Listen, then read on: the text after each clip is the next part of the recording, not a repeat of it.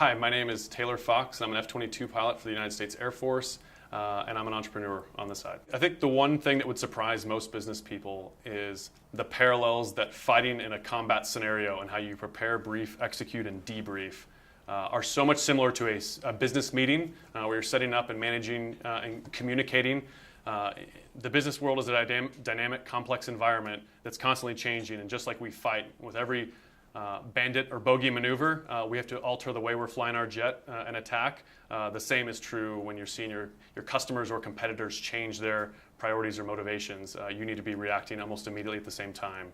And the parallels are striking for such very different worlds, which I've found very interesting and I've liked writing about. I think from my prior business experience, and again, I started the Air Force directly out of my master's program, so all of my business experience has kind of been on the part-time side. I've never been a full-time only business person.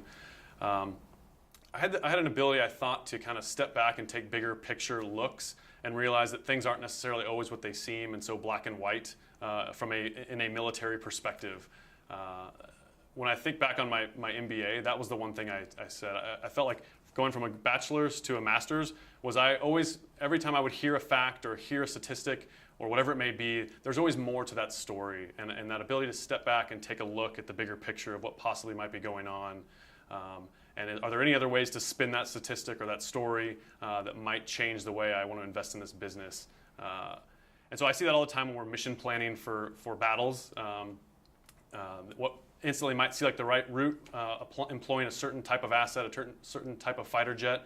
It might not always be, and let's look at this from a different angle, completely a different perspective, and that often changes the way we mission plan and execute on that front.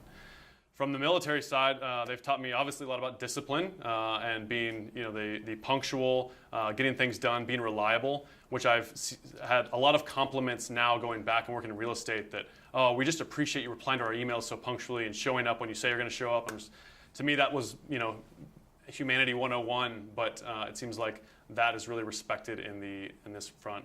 We also have a very disciplined process of achieving objectives in the military as far as setting a mission objective, gathering intelligence.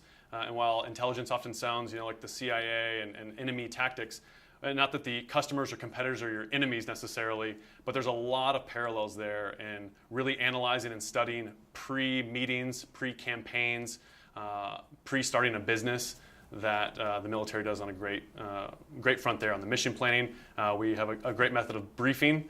And then we have a couple tactics that we execute. People often wonder how fighter pilots have so much going on. They're in a plane that's moving so fast. How do you handle all that and multitask? Being able to prioritize and manage your life, both personally, we all have a lot going on with spouses and the like, but also professionally if you're managing multiple stories on your front or whatever it may be, but staying in tune with multiple things at once. I think the military's trained us to constantly be cross-checking our life and keeping up with that.